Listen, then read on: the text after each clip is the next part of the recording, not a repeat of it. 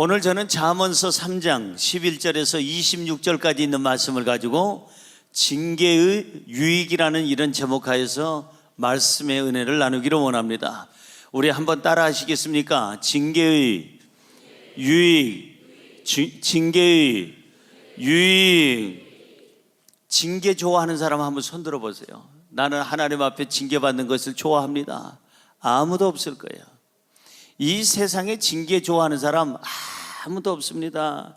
그래서 하나님 하면 징계 하나님은 생각하기가 싫은 거예요. 그래서 항상 우리가 입에서 고백하는 게 하나님은 좋으신 하나님이시다. 그래서 하나님은 좋은 것을 계획하시고, 하나님은 좋은 것을 준비하시고, 하나님은 우리에게 좋은 것을 주시는 하나님, 좋으신 하나님이시다. 이렇게는 생각합니다.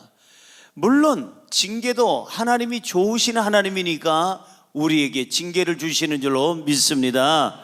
그런데 하나님은 이렇게 좋으신 하나님이에요. 우리가 잘못 살 때는 반드시 하나님께서는 징계를 통해서 우리의 삶을 바로잡습니다. 이스라엘 백성들을 보십시오. 이스라엘 백성들이 잘못 살 때 하나님을 배신하고 우상을 섬기고 죄악 가운데 있고 도덕적으로 해이해지고 그리고 악을 행할 때는 반드시 좋으신 하나님이 징계를 내렸습니다. 그래서 이스라엘 백성들로 하여금 회개하고 바로 서게 하고 하나님 앞에 바른 믿음 갖도록 하나님께서 인도해 주셨어요. 여러분, 징계라고 하는 말은요, 히브리어를 찾아보면 무사르라는 말입니다. 한번 따라 할까요? 무사르. 물을 자르듯이 그냥 없애버린다 그런 뜻이 아니고, 무사르라고 하는 말은, 징계라고 하는 말은 죽이기 위한 것이 아니에요. 벌하기 위한 것이 아니에요. 원래 그 뜻을 보면은 잘못을 꾸짖는다, 그리고 매질한다, 벌한다 하는 그런 뜻이지만, 무사르라고 하는 그 뜻을 정확하게 들어가 보면은 교육시킨다, 새롭게 한다, 그 사람을 소생시킨다, 다시 말해서 그 사람을 바로 세우기 위해서, 성숙하게 하기 위해서, 올바로 살게 하기 위해서 내놓는 그 징계를 바로 무사르라고 이렇게 얘기하고 있습니다. 징계는 나쁜 것이 아닙니다. 징계는 사람을 변화시키고, 징계는 그 사람을 바르게 하고, 징계는 그 사람을 건강하게 하고, 징계는 그 사람을 하나님 앞에 바로 돌아오게 만드는 놀라운 힘이 있는 줄로 믿습니다. 그래서 이 징계는 꼭 필요한 거예요. 징계는 유익한 거예요. 무익한 것이 아니라. 그래서 오늘 이 징계가 왜 우리에게 유익한지 성경을 통해서 한번 살펴보려고 합니다. 자, 하나님께서 주시는 징계가 어떻게 우리에게 유익할까요? 첫째로, 징계를 통해서 하나님의 사랑을 깨닫게 됩니다. 우리 같이 읽어볼까요? 시작. 징계를 통하여 하나님의 사랑을 깨닫게 됩니다. 뭘 깨닫게 돼요? 하나님의 사랑을 깨닫게 돼요. 저도 어렸을 때 들은 예화고 우리 모두가 들은 예화입니다. 잘 알고 있는 예화예요. 어떤 아버지가 이제 외아들 하나 있는 그 외아들을 잘 길렀어요. 그런데 이 외아들이니까 때리지도 못하고 야단치지도 못하고 매질을 못합니다. 외아들이니까, 하나밖에 없는 아들이니까 오기야 금이야 깨질세라 다칠세라 항상 이 아들에게 모든 것을 오케이로 일관했습니다. 아들이 학교를 안 가도 괜찮아, 아들 몸이 안 좋으면 쉬어야지, 괜찮아 아들, 누구 지어받고 왔으면 내가 해결해 줄게, 남의 게 훔쳤으면 아빠가 해결해 줄게, 괜찮아 내 아들, 괜찮아 내 아들, 이렇게 계속 하다가 그 아들이 나중에 범죄를 하고 감옥에 가게 됩니다. 감옥에 들어가 있는 아들에게 이제 면회를 가서 아버지가 너무너무 슬피 옵니다. 내 아들아, 어쩌다가 이렇게 됐니? 내 아들아, 내 귀한 아들이 왜 여기 있니? 그러면서 그 창살 속에 손을 내밀고 그 아들 손을 붙잡고 엉엉 울기 시작합니다. 하나밖에 없는 내 아들이 왜 이런 곳에 와 있니?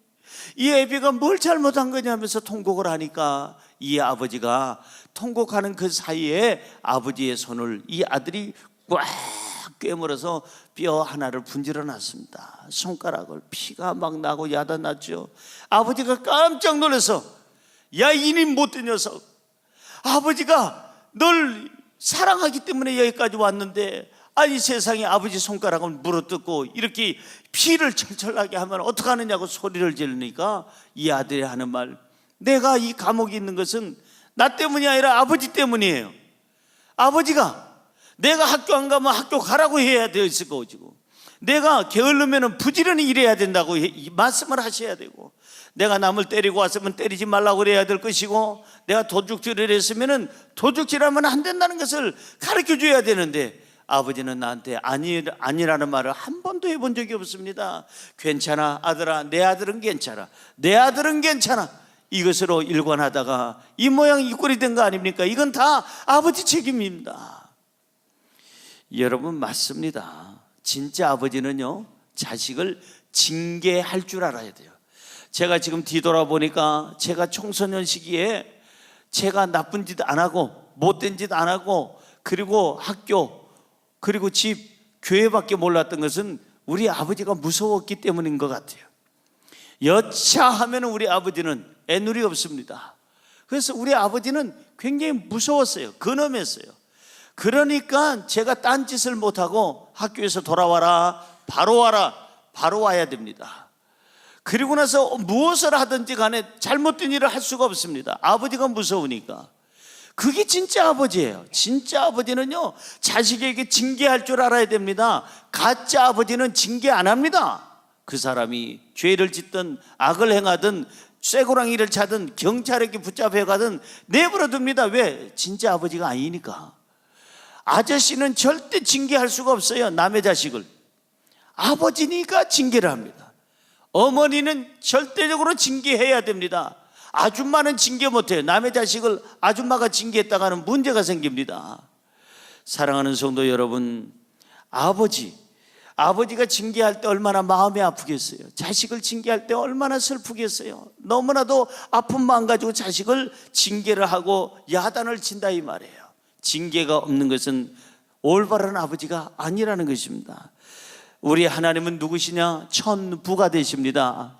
우리 아버지, 그 아버지는 영원히 우리와 함께 하시고 능력 있는 아버지가 되시는 줄로 믿습니다. 그 아버지니까 우리에게 뭘 하시느냐? 징계하시는. 사랑하니까 징계하는 거예요.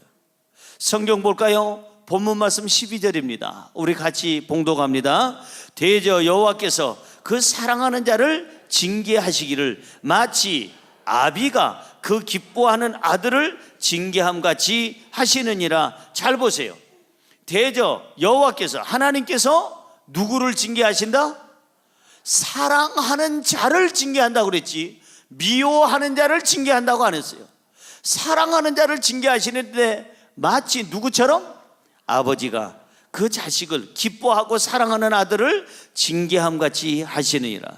하나님 앞에 징계를 받을 때 아프다고만 하지 마세요. 하나님 왜 그러세요? 다른 사람들은 수십억 먹고도 잘 살고 있는데 내가 몇 천만 원 먹었다고 나를 이렇게까지 이럴 수가 있어요. 그러지 말고, 하나님 앞에 대들지 말고, 아프다고만 하지 말고, 하나님 감사합니다. 그 사랑의 마음으로 나를 징계해 주셔서 나를 바로 서게 하고 회개하게 하고 반성하게 하고 바른 인생을 살게 하고 믿음을 갖게 하시니 감사합니다. 할렐루야. 우리는 징계가 왔을 때 그것을 저주라고 생각하면 안 돼요. 징계는 저주입니까? 축복입니까? 축복이에요. 복이에요. 하나님이 우리를 사랑하시니까 징계하시는 거예요. 관심이 있으니까 징계하는 거예요. 하나님의 자녀니까 하나님이 징계하시는 거예요. 하나님의 생각에서 우리가 멀어져 있다면, 하나님의 마음에 우리가 들어있지 않다면 하나님은 절대로 징계하지 않습니다. 마치 아버지가 기뻐하고 사랑하는 아들을 징계함같이 징계한다고 성경은 말씀하고 있어요. 그러면 하나님께서 징계하실 때 어떤 마음으로 받아야 될까요? 오늘 성경 11절은 아주 중요한 내용이 거기 써 있어요. 자, 11절에서 두 가지를 여러분이 찾으세요. 하나님이 징계할 때 어떤 마음 가지고 우리가 그 징계를 받을까? 시작. 내 아들아, 여호와의 징계를 경히 여기지 말라. 그 꾸지람을 싫어하지 말라. 두 가지 찾으셨나요? 내 아들아, 하나님께서 징계하실 때 첫째로 뭐 하지 말라? 경히 여기지 말라, 우습게 여기지 말라 이 말이에요. 하나님은 지금 마음이 찢어지는 마음 가지고 그리고 우리를 징계하시는데 그것을 경히 여기지 말라. 또 하나님이 우리를 징계하실 때 어떤 마음으로 받아야 될까요? 그 다음에 뭐라고 써 있어요? 그 꾸지람을 싫어하지 말라. 꾸지람을 싫어하지 말라는 거예요. 징계를 싫어하지 말라는 거예요. 당연히 꾸지람을 기쁨으로 받아야죠. 그 꾸지람을 감사함으로 받아야죠. 그래야 미래가 있고 희망이 있고 생명이 있고 그 삶을 통해서 하나님이 영광 받으시고 많은 사람들이 은혜와 덕을 받게 되는 줄로 믿습니다. 왜냐하면 하나님이 징계하시는 그 매는 사랑의 매예요.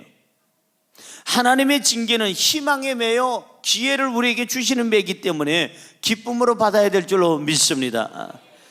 여러분, 하나님께서는 우리를 죽이려고 징계하시는 게 아니에요. 살리려고 징계하시는 거예요. 하나님의 징계는 그러니까 저주가 아니고 아까 복이라고 그랬죠. 성경에 그런가 안 그런가 한번 볼까요? 욥기서 5장 17절 보세요.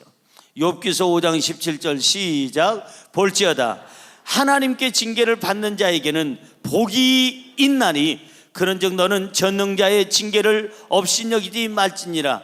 하나님께 징계를 받는 자에는 뭐가 있다? 복이 있다고 그랬어요. 왜? 하나님이 사랑하시니까 징계하는 거예요. 하나님이 그 사람을 변화시키고 새롭게 해서 새로운 인생의 기회를 주시려니까 그 생각으로 징계하시는 거예요. 그러니 하나님의 징계는 우리에게 저주가 아니에요. 우리에게 복이에요. 아프다고만 하지 말고 그 징계를 통해서 내가 변화되고 새로워지기를 주님의 이름으로 축원합니다. 축원합니다. 성경 한 절 더 볼까요? 욥기서 5장 18절, 바로 그 다음 구절입니다. 아까 바로 그 욥기서 5장 17절의 다음 구절이에요. 시작. 하나님은 아프게 하시다가 싸매시며 상하게 하시다가 그의 손으로 고치시나니. 한 번 더요. 하나님은 아프게 하시다가 싸매시며 상하게 하시다가 그의 손으로 고치시나니. 믿어지시면 아멘. 징계할 때 아프게 하죠. 그러나 다시 싸매주세요. 우리를 상하게 하죠. 그러나 그 손으로 고쳐주세요. 그분이 누구냐? 하나님이세요. 그런 거로 저와 여러분이 징계를 받을 때 항상 하나님께 감사함으로 받고 기쁨으로 받고 회개함으로 받고 온전함으로 받으시기를 주의 이름으로 축원합니다. 징계를 받을 때 하나님이 나를 미워하신다? 아니에요. 하나님이 나를 사랑하신다는 것을 깨달으시기를 바랍니다. 두 번째로 징계를 통하여 삶의 지혜를 얻습니다. 우리 읽어볼까요? 시작. 징계를 통하여 삶의 지혜를 얻습니다. 뭘 얻어요? 삶의 지혜를 얻습니다. 징계를 통하여 고난을 통하여 넘어진 때, 이럴 때 넘어지는구나, 이럴 때는 이렇게 일어나야 되는구나, 이걸 배우는 거예요. 삶의 지혜를 얻어요. 지혜를. 이 징계를 통해서, 고난을 통해서. 오늘 성경 말씀이요 11절 12절에 징계에 대해서 이렇게 말씀을 하고 나서 그 다음 구절이 바로 13절입니다. 바로 이어서 나오는 구절이 13절인데 징계 바로 그 다음 구절 한번 읽어볼까요? 13절 시작. 지혜를 얻는 자와 명철을 얻은 자는 복이 있나니. 다시 한번요. 지혜를 얻은 자와 명철을 얻은 자는 복이 있나니. 그러니까 이 징계, 고난을 통해서 뭘 얻어요? 지혜를 얻고 명철을 얻는데, 고난을 통해서, 징계를 통해서 지혜와 명철을 얻은 자는 어떤 사람이다? 복이 있는 사람이다. 할렐루야, 할렐루야. 내가 삶을 새롭게 배우는 거예요. 등록금이라는 게 초, 중, 고등학교 때만 내는 게 아니에요. 그때는 돈으로 냅니다. 유치원, 초등학교, 중학교, 고등학교 등록금은 돈으로 내지만 인생의 어떤 아픔, 고난, 고통, 징계는 그걸 등록금을 뭘로 내느냐? 내 몸뚱아리로 낼 때가 있고, 건강에 지장이 있을 수도 있고, 아니면은 내 명예, 권력, 자리, 그 다음에 재산, 아니면은 어떤 자존심, 이런 걸로 대신할 때가 있어요. 그러니까 돈으로 등록금 내는 것보다 훨씬 더 마음이 아프고 충격이 올 만큼의 등록금을 낼 수도 있단 말이에요. 그럼 그만큼 등록금을 냈으면 뭐 해야 될까요? 따라하세요. 등록금을 냈으면 배웁시다. 등록금 낸 만큼은 배워야 될 거 아니에요. 예, 영어 학원 다녀라. 그래가지고 아버지 어머니가 한 달에 그냥 영어 학원비를 줬어요. 수학 학원 다녀라. 좋습니다. 너 이제부터 일본어 학교 다녀라. 일본어 학원을 좀 다녀라. 돈을 줬습니다. 이 수능을 준비하라고 그냥 이 음악 뭐 해라, 작곡해라, 화성학을 해라, 무슨 뭐 그냥 시창을 해라. 돈을 줬습니다. 그림을 그릴 때 교수를 만나서 이렇게 공부해라. 한 달에 어마어마한 등록금을 그렇게 줬는데 가서 공부는 안 하고 딴 데 가서 게임이나 하고 돌아오면 등록금이 얼마나 아깝겠어요. 우리가 인생을 살면서는요, 어른이 되면 돈보다도 더 가치 있는 것으로 우리의 등록금을 낼 때가 있어요. 그러면 등록금을 냈으면 배워야지요. 배웁시다. 배워야죠. 이제는 다시는 그곳에 넘어지지 않는 것을 배워야지요. 넘어졌을 때 일어나는 법을 배워야지요. 내가 잘못 산 것을 정리하고 바로 사는 것을 배워야지요. 다른 사람과 어울려 사는 걸 배워야지요. 가족을 살리는 것을 배워야지요. 행복한 가정을 만드는 것을 배워야지요. 하나님께 영광 돌리는 것을 배워야지요. 등록금 낸 것이 아깝잖아요. 아프기만 하고 끝나면 그 등록금이 아까운 거예요. 이제는 아픈 만큼 성숙해져야죠. 성경으로 우리 같이 한번 돌아가 볼까요?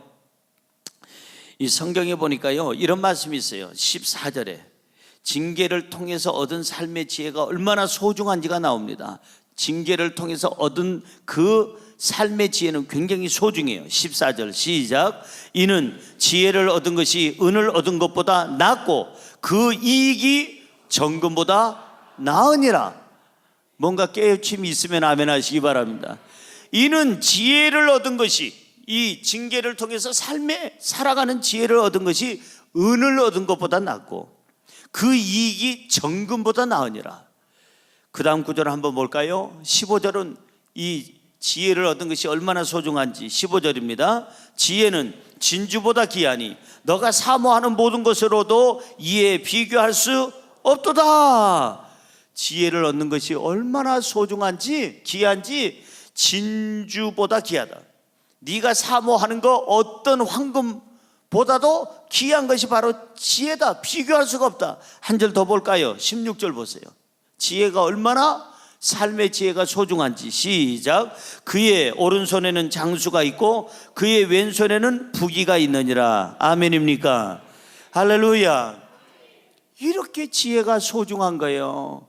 삶을 바로 살라고 하나님은 우리에게 뭘 주시느냐? 징계를 주신 거예요. 바로 살라고.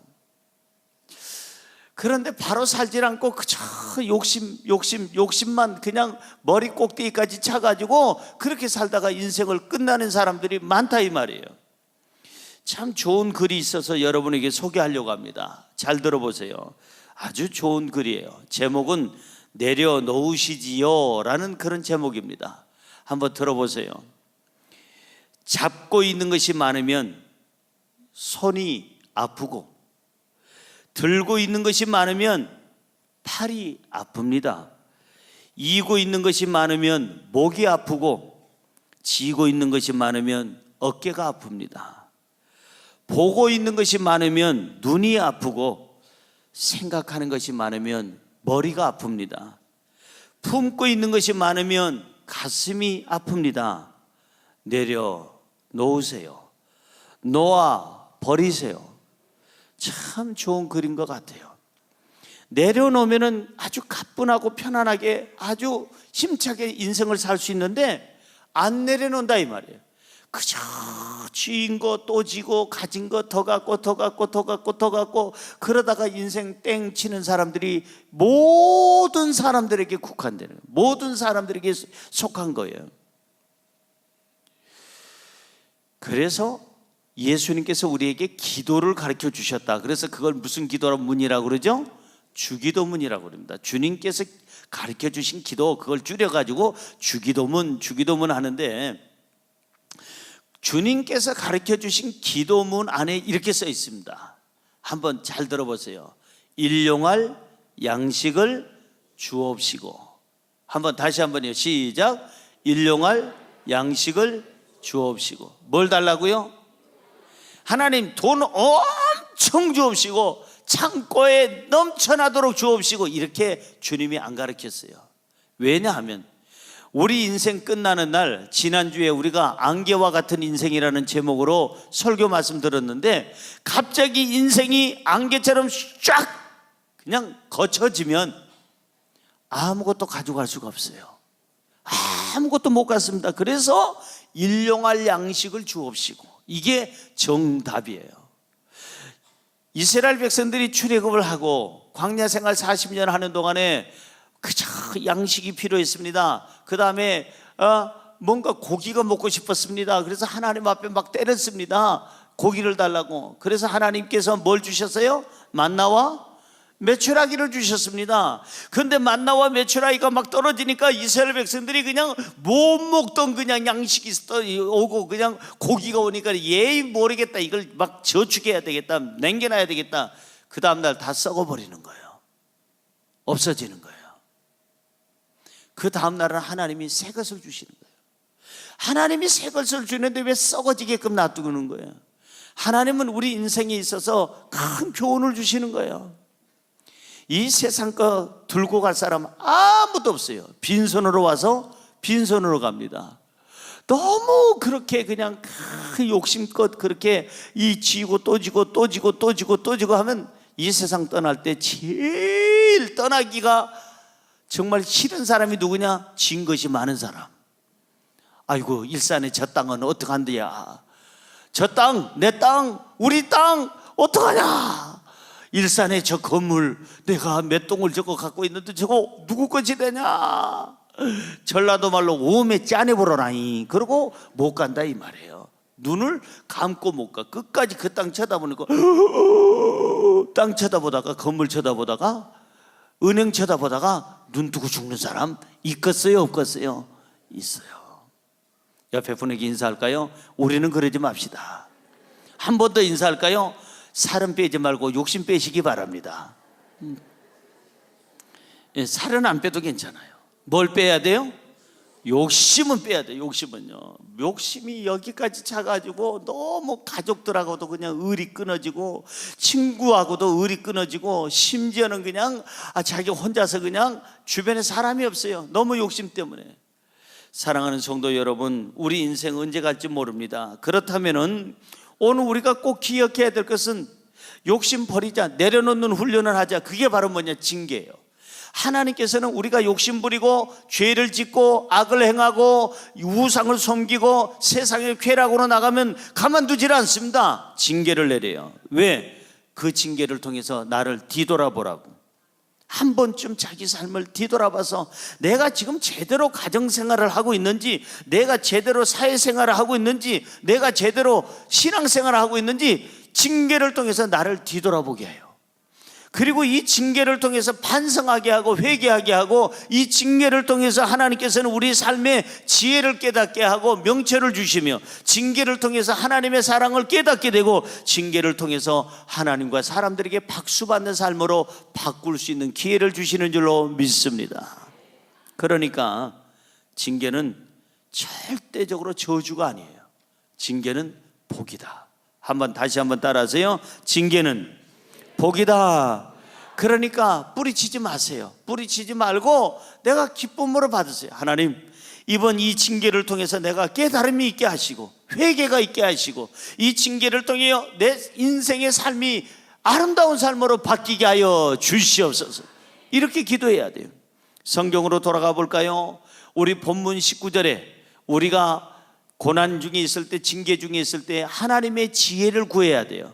자, 19절 읽습니다. 여호와께서는 지혜로 땅에 터를 놓으셨으며 명철로 하늘을 견고히 세우셨고. 하나님은 지혜로 땅을 어떻게 했어요? 터를 놓으셨고 명철로 하늘을 견고하게 하셨다. 우리가 고난 중에 있을 때, 징계 중에 있을 때 이 기도하세요. 하나님, 나에게 이 징계를 통해서 지혜를 주옵소서. 이 지혜를 주셔서 이 징계를 통해서 내가 지혜를 얻어서 이 땅이라는 것은 삶을 의미하는 거예요. 내 삶이 견고해지게 하여 주옵시고 내 터가 바로 만들어지게 하여 주옵소서. 우리는 이렇게 기도를 해야 됩니다. 이 징계를 통해서 지혜를 얻고 지혜를 통해서 내 삶의 터전이 바로 서게 하옵소서. 견고하게 하여 주옵소서. 자, 21절 하나 더 볼까요? 21절입니다. 시작. 내 아들아, 완전한 지혜와 근신을 지키고 이것들이 내 눈앞에서 떠나지 말게 하라. 여기 성경은 얘기합니다. 삶의 고난이 있을 때, 징계가 있을 때 우리는 이 지혜를 대할 때 어떻게 대해야 될까? 징계를 통해서 우리가 지혜를 얻어야 되는데 지혜를 어떤 마음으로 대해야 될까? 첫째로 근신하고, 지혜와 근신을 지켜라. 그 다음에 또 하나는 지혜가 내 눈앞에서 사라지지 않도록 떠나지 말게 하라. 지혜는 하나님의 말씀이에요. 말씀을 통해서 내 눈앞에서 떠나지 않도록, 이 말씀이 내 눈앞에서 사라지지 않도록 말씀을 통해서 깨닫고 변화되고 말씀을 통해서 열매 맺기를 주님의 이름으로 축원합니다. 축원합니다. 마지막으로 세 번째, 징계를 통하여 영성 있는 삶을 살게 됩니다. 같이 읽어볼까요? 시작. 징계를 통하여 영성 있는 삶을 살게 됩니다. 여러분, 아프리카에 가면은 산양의 일종인 스프링벅이라고 하는 그 종류의 사냥이 산대요.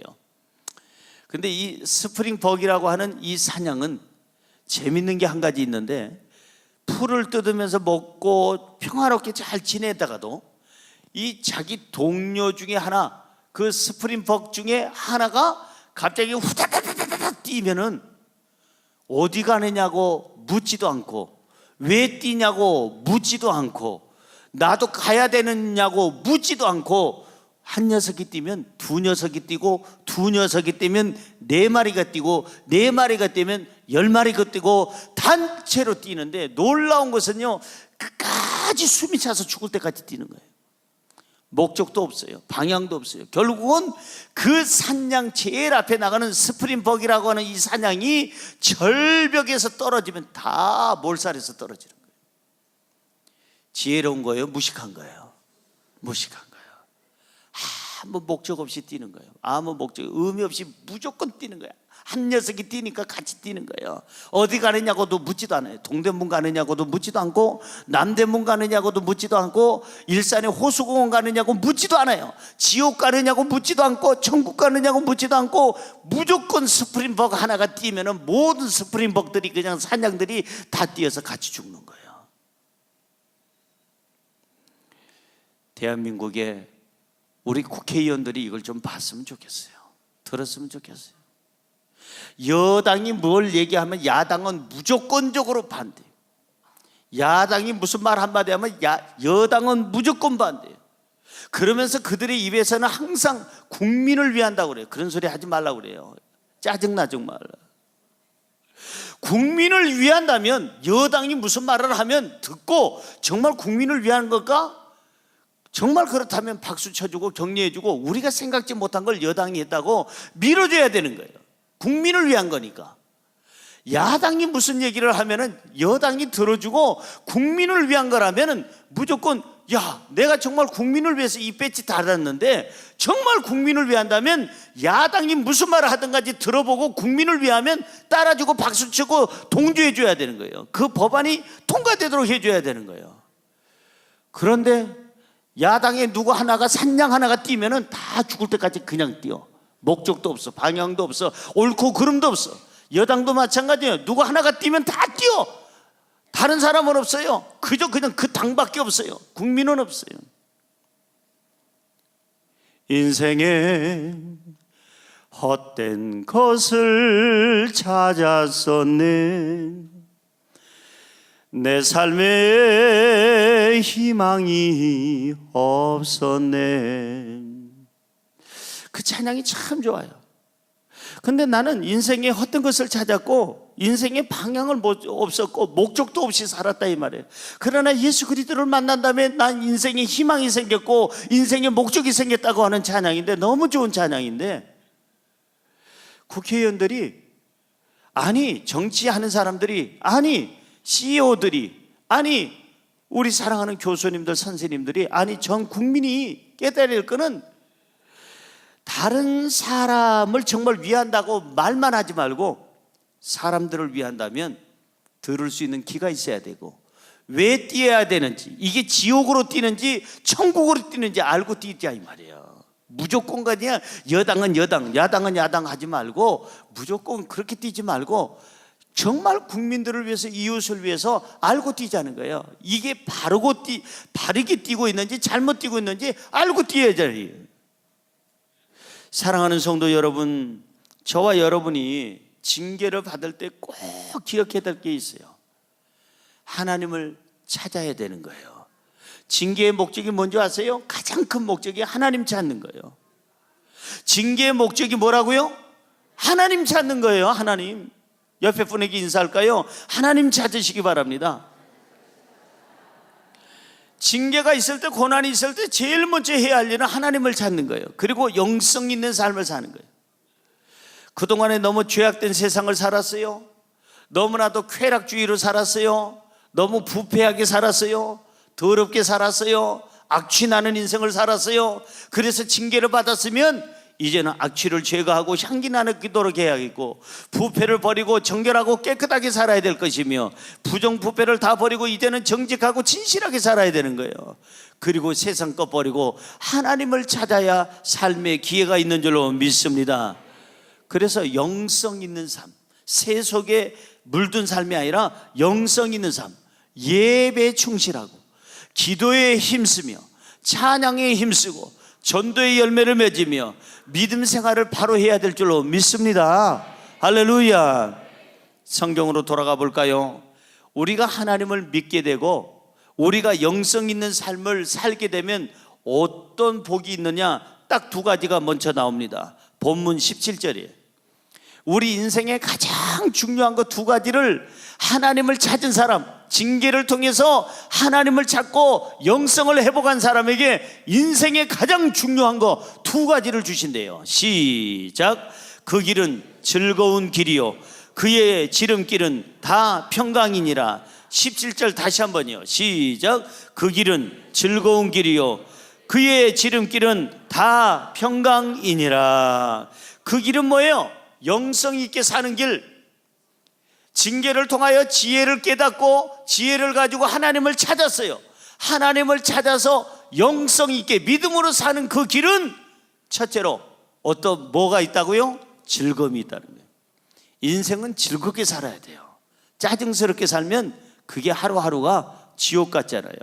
그래서 천국처럼 잔치상을 베푸는 그런 삶을 우리는 살아야 될 줄로 믿습니다. 하나님과 함께 동행하는 삶, 믿음으로 사는 삶, 이렇게 영성 있는 삶은 즐거운 삶을 하나님이 보장해 줘요. 또 하나가 있어요. 뭐죠? 평강의 삶. 따라할까요? 평강의 삶. 우리에게 평강을 주신다 이래요. 평강을. 이것보다 더 중요한 게 어디 있겠어요? 즐거움과 평강. 하루하루를 살아도 내가 즐겁게 살 수 있다면, 하루하루를 살아도 평안하게 살 수 있다면 그것보다 더 중요한 게 어디 있겠느냐 이 말이에요. 그 길은, 믿음으로 사는 길은, 영성 있는 삶은, 하나님과 함께 동행하는 삶은 이 바로 즐거움이 있고 평안함이 있는 줄로 믿습니다. 할렐루야. 성경에 보면 탕자의 비유가 나옵니다. 한 집에 부자가 살았는데 돈이 많은 이 부자가 아들이 둘이 있는데 두 번째 아들이 자꾸 아버지한테 때렸습니다. 아버지, 언젠가는 나한테 재산을 남겨줄 거 아닙니까? 나한테 올 붕짓을 미리 주세요. 재산 미리 주세요. 나도 젊었을 때 나가서 좀 일 좀 해보고 사업 좀 해보려고요. 아버지 돈 주세요. 안 된다. 너는 아직 어리다. 왜 어리다고 얘기하세요? 나이 먹었어요. 아직 청년이에요. 지금 어른이 됐어요. 돈 내놓으세요. 돈. 아버지가 아들의 그 성화에 졌어요. 그래서 그 아들에게 돌아갈 붕짓을 줍니다. 재산을 나눠줍니다. 그 많은 재산을 가지고 성경 말씀 그대로 얘기하면 허랑방탕하여, 따라할까요?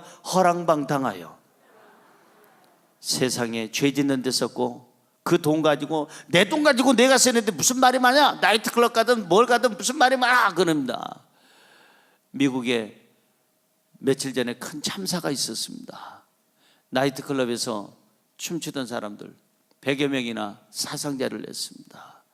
총기 난사로 말미암아.